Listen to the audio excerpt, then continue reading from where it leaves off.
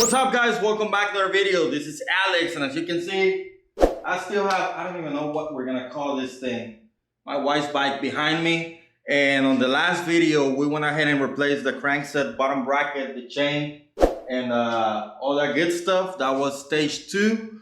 So in this video, we're gonna do stage 2.5, the continuation of stage 2. Because remember, on the previous video, I told you that usually on stage 2, I will replace the whole drivetrain completely. However, we have a free wheel, and that's not the case for this one, because in order to actually upgrade the drivetrain, it'd be better off if we have a cassette. So before I show you, please go ahead and consider subscribing if you haven't done so. If you want to support the channel, you can do it different ways through the affiliate links below, but easier if you haven't subscribed, just subscribe, turn the notification bell on, hit the like button, give me comments, all that good stuff. Let's get right into it.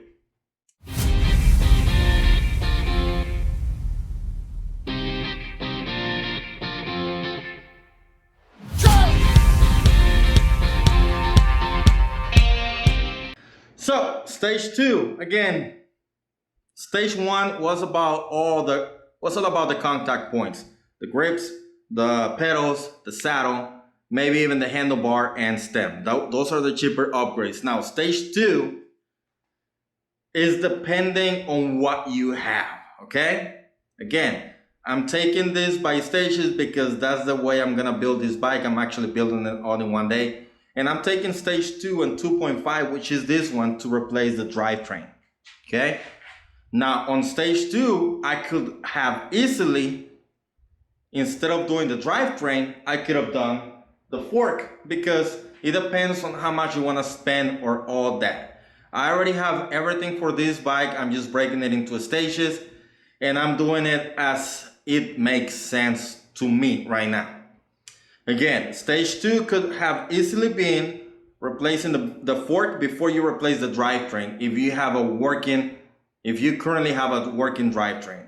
In this case, I had a free wheel, so my rear hub is not even working. So for me, it made sense to change the drivetrain before the fork, because the fork is all right. It's not that bad, especially for my wife. The fork is okay.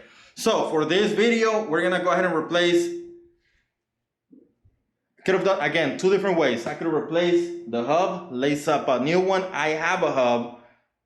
However, I'm not that good at actually getting it straight, so I will have to take it to the shop, spend money there, blah, blah, blah.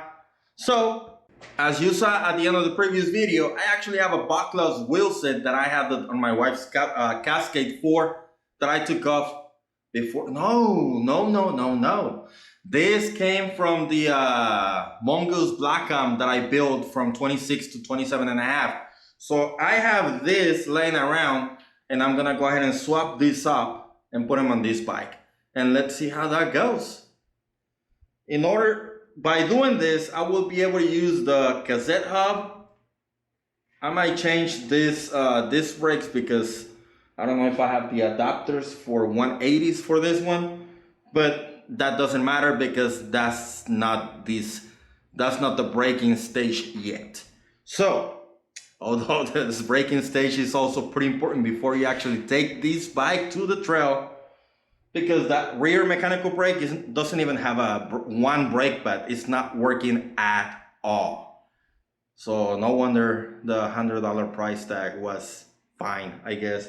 But let's go ahead and install this. This is a 11 to 46 tooth cassette. That's the one that I had on the Mongoose Blackcam. I don't know if I'm gonna be using this one, because I also gonna be using the Box 4 group set, the 8-speed, and that one, the rear derailleur only takes up to 42 tooth. This is a 46. I had it working with the Goat Link, but I have a 40 tooth. We'll see which one I end up using. Other than that, stay tuned. Let's get this done.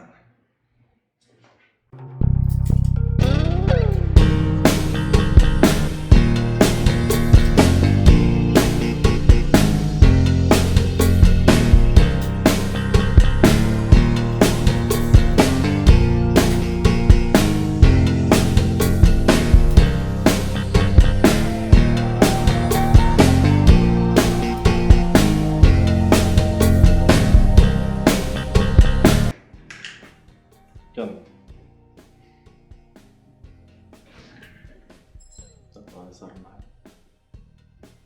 Ahorita no me lo pongo en este momento. ¿Ya se puede usar?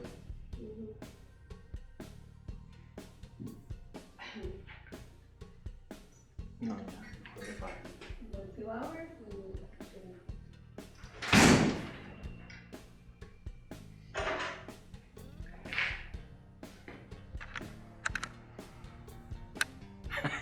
I guess I gotta stop this video for now because the wife came in. I've been here for like 2 hours plus, and I come back to it.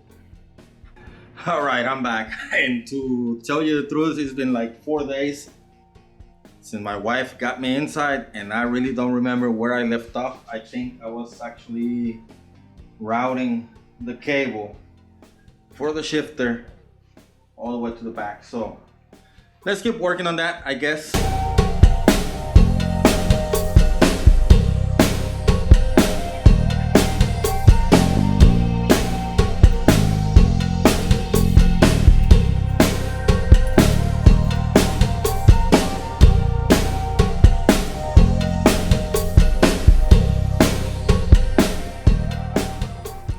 So as you can see, the chain is too loose, so I'm gonna have to resize it. And I made a video about this, and I also made a Excel sheet, so I just gotta put the information in here. So let's measure from center to center, and I get 17 and 5/16. So all I gotta do is that, put that as my length. Okay, that's my length. My tooth, the front is gonna be a 34 in this case. The rear for this one, I have a 40 tooth. So that means that my chain has to be 54 inches. So again, my chain length is at the top. The second number is gonna be my front chain ring. The last number is gonna be the rear chain ring. Although I might put this as a 46. Let's see how much difference that is. Right now it's a 54 inches.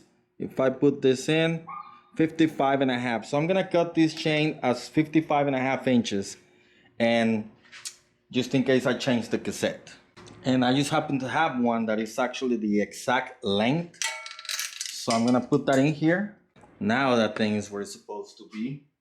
I'm not gonna set this up just yet because I don't know if I'm keeping the 42. This is from the Axum.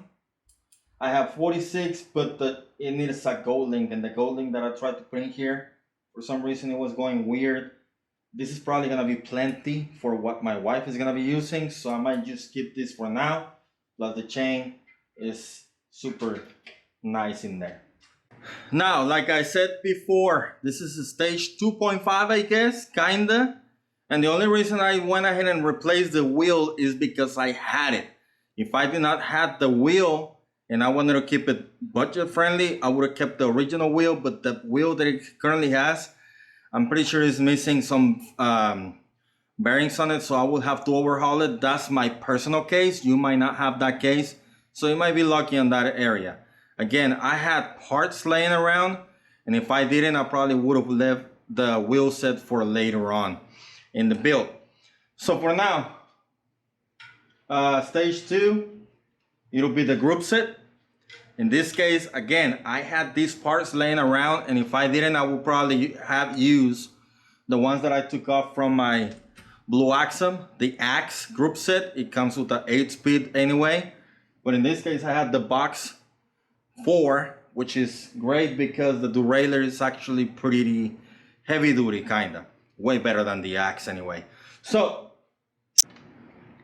got the box 4 shifter in my case, and I got the group set.